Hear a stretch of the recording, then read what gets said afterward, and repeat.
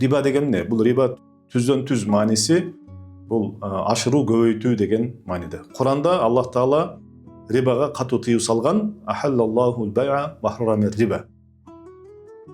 Аллах Таала соода сатыкты адал кылды, ал эми риба сүткорлукту арам кылды деген аяты бар.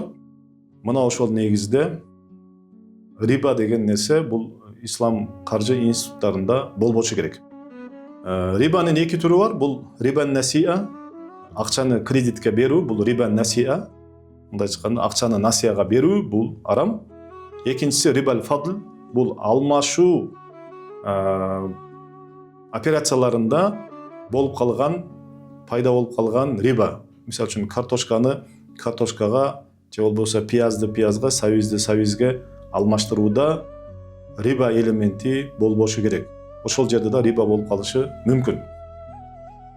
Рибага эми пайгамбарыбыз саллаллаху алейхи вассалам дагы өзүнүн хадистеринде катуу тыюу салган. Анткени рибаны пайгамбарыбыз саллаллаху алейхи вассалам жахилият доорунда, караңгылык доорунан калган бир иш деп эсептейт да.